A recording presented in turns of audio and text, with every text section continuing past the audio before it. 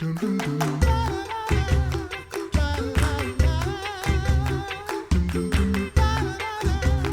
listening to The Coffee Hour. I'm Andy Bates. I'm Sarah Golseth. It's been a little while, probably about, a month or two since we talked with Pastor Nathan Sherrill at David's Harp, and he gave us a hint that there was another book, another volume coming out in the Hymns of the Season piano books from David's Harp, and I'm excited to continue that conversation today with Dr. Elizabeth Grimpo, professor of music at Concordia University Nebraska and contributor to David's Harp. Dr. Grimpo, welcome to The Coffee Hour. Thank you. It's a joy to get to talk with the creative person behind the scenes of creating this book.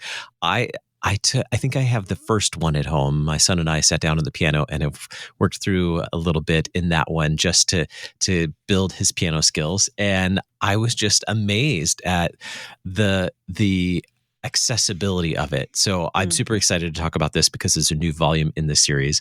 So first of all, why were you interested in partnering with David's Harp to develop Hymns of the Season piano books for students of multiple levels? Hymns have always been an important part of my life, and I think they are to a lot of people. They're very precious, not only when we're young, but all throughout our life.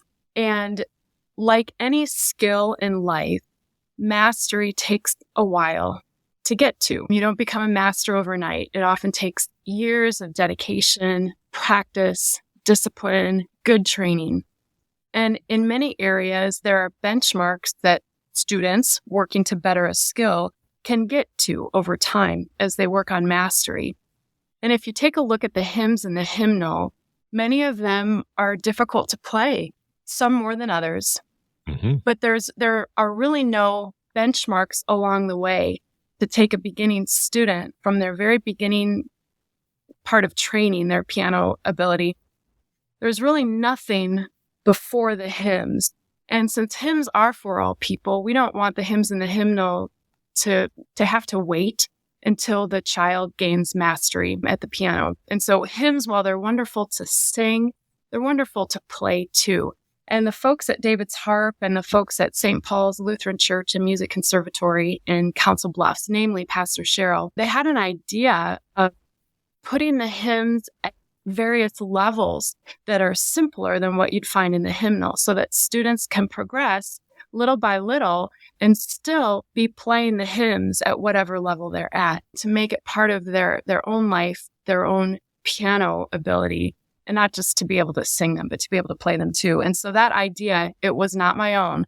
But when Pastor Sherrill kind of introduced that idea to me, I thought, wow, this is really great that students at any level could play the hymns themselves. And so I was really intrigued by this project, and I jumped on board, and we did volume 1, and I think it was well received by many people. And there are so many hymns in the hymnal that he planned future volumes. And so we're on volume 4 right now.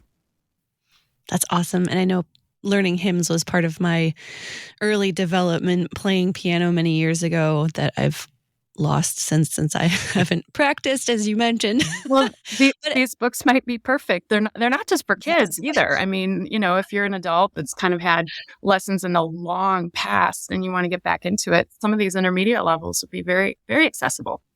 Or you could start with level 1 like I That's did, right. because it had been over 30 years since I practiced piano. Yeah. So yeah, it's been a while.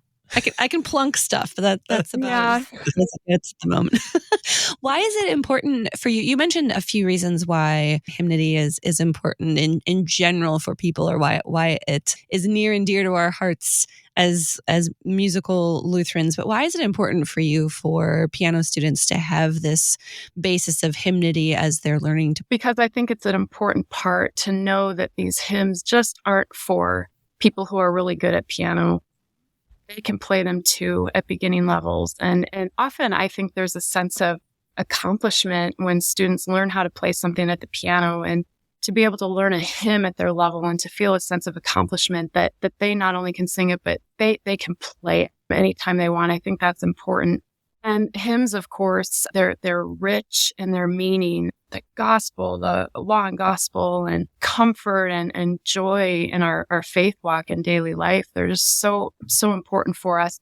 And they connect us to people from the past and hopefully the future. And for kids to start playing these at a young age, I believe they'll learn to love them and they'll continue that throughout their life. And it's a way that we can ensure that the hymnody also moves forward to future generations.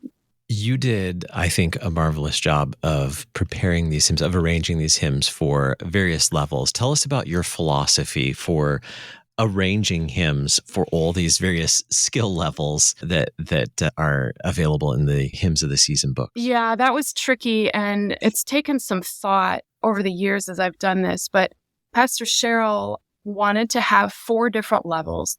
And so I thought, okay, with that first level being for the very beginners and almost all of the level 1s, I decided to create as a student-teacher duet. Most of the time with the student playing only the melody or maybe even a simplified form of the melody, depending on the range of the melody and things like that. So I took a lot of things into consideration, but pairing it with a teacher duet would kind of give that student some confidence that they can, play that melody, but yet be part of a larger harmonic texture. So that's how I approached level 1. Level 2, moving up just a bit, I tried to keep the melody in the right hand where possible. Sometimes I split it between the 2 hands, and I tried to make sure that the hands stayed in relatively the same position throughout. Many method books around the early levels, they have hands in 5-finger patterns, and that would be relatively comfortable to students at this level. So that's what I tried to do with level 2. Sometimes I had to get a little creative because the hymns don't always stay in 5-finger patterns, as you well know. But so that was my approach for level 2. Level 3, just maybe adding a little bit more, maybe moving the hands just a little bit more. Sometimes I created a stylized left hand and slowed the harmonic rhythm down. If you're a musician, you'll know what that means. And then level 4 was getting pretty close to the hymnal, but not quite. What has been most enjoyable for you going through this process, having to kind of figure out how to create all of this for different levels? What has been enjoyable for you as you go through? I've gotten to spend a lot of time with all of these hymns, and that's been good for me to spend time with them, to reflect on them, to think how I can see them in such a way that it's accessible for all sorts of students. So that's been really good. It's also challenged my creativity because, believe it or not, some of the early levels, level 1 and 2, were the most difficult for me to write because students at that level have a limited knowledge of musical notation and things like that. So it's been a challenge to me creatively. So that's been really good. And like I said, to spend time with these hymns has been good for me personally. Well, I'm grateful for the challenges that you accepted, and I think the arrangements are just brilliant. As a parent, I truly appreciate your work in making these hymns accessible for young piano students, through older piano students as well. But I think for me, really is key making it so accessible for a beginning piano student to be able to sit down and do exactly what you're saying, to practice a hymn that's so important and so valuable to us. What have you seen as outcomes from this project and partnering with David's Harp? Oh, every once in a while I'll come across a video on Facebook or somebody will reach out to me and let me know that their child is playing for chapel or maybe playing one of these during the offering at their church. And that's just incredibly wonderful for me to hear. It's reassuring for me to know that kids continue to love the hymns just as people have loved them throughout generations. So that's been really great to see kids actually playing these. So you mentioned this is volume 4 now coming out. Is that right? Yes. So what can we find in volume 4? What can we look forward to? Well, some of the more popular hymns, perhaps, I Know That My Redeemer Lives. That's the Easter hymn that's been chosen. Children of the Heavenly Father, that's in there. And that's one that kids probably know just by singing. And so now they'll be able to play it too. And some other good ones too. Some lesser known and some fairly well known. How can we find new volume 4 or even some of the previous volumes as well? Yeah, you can go online and just do a Google search for David's Harp, a Center for Musical Development. And then on their website, you'll get to read a little bit more. You'll see some explanations for some of their resources. And they have other resources as well, not just for beginning piano, but they have a couple guitar, a couple beginning organ resources that could be helpful as well. And you can get all of the past volumes through that website. Very good. davidsharpmusic.org, I believe, is the website. Great. Thanks. Find some great resources there, including all 4 volumes of the piano books, Hymns of the Season. I'm truly grateful, and thank you for your time with us, sharing about the great hymns that are in this new volume as well as the previous volumes. Dr. Elizabeth Grimpo, professor of music at Concordia University Nebraska and contributor for David's Harp. Thank you so much for being our guest on the Coffee Hour today. Thank you. It's been my pleasure. You're listening to the Coffee Hour. I'm Andy Bates. I'm Sarah Golseth.